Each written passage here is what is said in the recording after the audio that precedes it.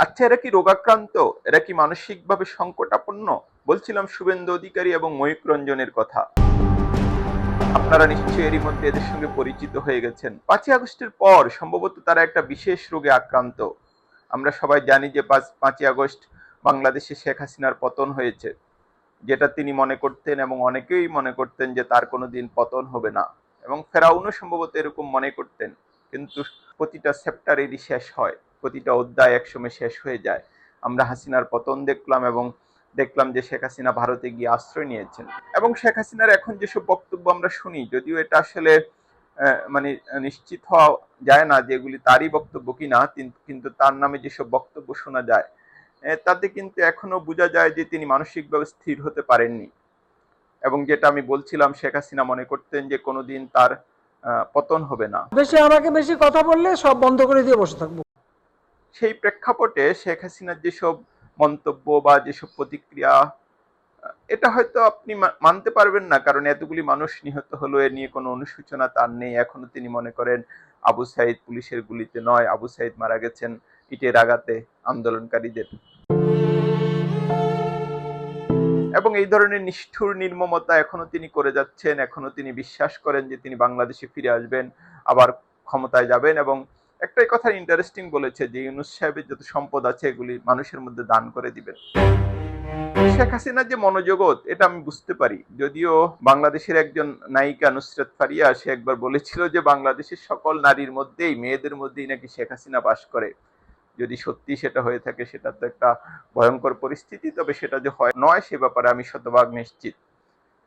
আরেকটা বিষয় যে শেখ হাসিনার মনোজগতের যে কথা বলছিলাম, সেটা হয়তো আপনি অনুমান করতে পারেন। তিনি যে এমন একটি, তিনি তো ভেবেছিলেন যে তিনি আজীবন প্রধানমন্ত্রী থাকবেন, তারপর তার মেয়ে প্রধানমন্ত্রী হবে, বোন প্রধানমন্ত্রী হবে। এই বিস্ময়কর বা অনেকটা কি বলা যায় মিরাকল পতনের পর শেখ হাসিনা কি বলবেন সেটা আসলে খুব গুরুত্বপূর্ণ নয়। কিন্তু ভারতের মিডিয়া, ভারতের রাজনীতিবিদদের একটি অংশ যে ধরনের প্রতিক্রিয়া দেখিয়েছে, আসলে তা খুবই বিস্ময়কর এবং হতাশাজনক। হ্যাঁ, এটা সত্য যে বাংলাদেশে হাসিনা সরকারের প্রতি তাদের একটা সমর্থন ছিল। কিন্তু কিন্তু সেটা তো আর ভারতের সরকার নয় বা বিজেপি সরকার নয়, তাদের সমর্থিত বা মদতপুষ্ট সরকার। সেই সরকারের পতনের পর তারা যেভাবে প্রতিক্রিয়া দেখিয়েছেন তা আসলে খুবই বিস্ময়কর। যেমন এই যে শুভেন্দু অধিকারীর কথা বলি, 5ই আগস্টের পরপরই তিনি নানা রকম লম্পজম্প শুরু করলেন এবং উদ্ভট অদ্ভুত কথাবার্তা শুরু করলেন। তার একটা কথা ছিল যে ঢাকায় নাকি রিক্সা চালকরা সব কলকাতার দিকে রওনা দিয়েছে কলকাতা দখল করার জন্য। এবং আমি যেটা সর্বশেষ তার একটা বক্তব্যের অংশবিশেষ শুনলাম, সেখানে তিনি বলছেন যে তার ইউনূস সরকারকে অবশ্যই চলে যেতে হবে। মানে মনে হচ্ছে তিনি বাংলাদেশের নাগরিক, বাংলাদেশে কোন সরকার থাকবে কোন সরকার থাকবে না সেটা শুভেন্দু বাবু ঠিক করে দিবেন।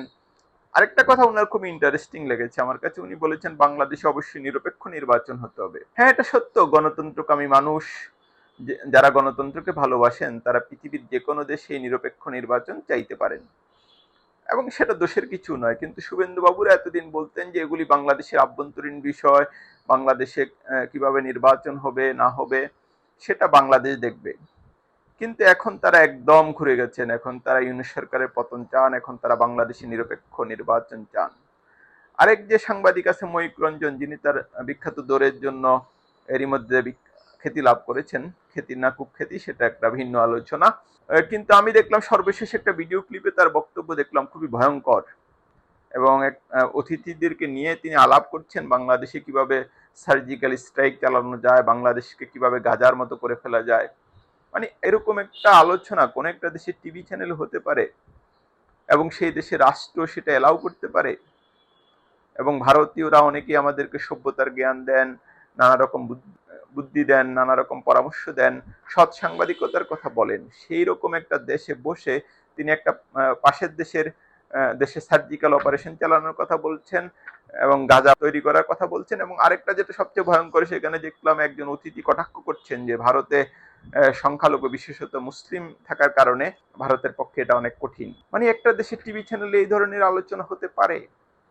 আমরা যেটা দেখছি যে বিজেপি সরকার ক্ষমতা আসার পর থেকেই ভারতে মুসলিমদের অধিকার নানাভাবে লঙ্ঘিত হচ্ছে, মুসলিমরা নানা রকম নির্যাতনের শিকার হচ্ছে। এবং সর্বশেষ ওয়াকফ নিয়ে যেটা হচ্ছে সেটা তো খুবই দুঃখজনক এবং মর্মান্তিক। ভারত রাষ্ট্র, ভারতের জনগণ নিশ্চয়ই একসময় এটার সংকটের সমাধান করবে, কারণ সব দেশে শুভবুদ্ধি সম্পন্ন মানুষ রয়েছে এবং আমরা দৃঢ়ভাবে বিশ্বাস করি ভারতেও অনেক শুভবুদ্ধি সম্পন্ন মানুষ রয়েছে, তারা একসময় জেগে উঠবে। কিন্তু এই বিজেপি নেতা কিংবা ময়ূক রঞ্জন যারা বিজেপিরই এক ধরনের মুখপাত্র, এদের কথা আসলে সত্যি ভয়ঙ্কর।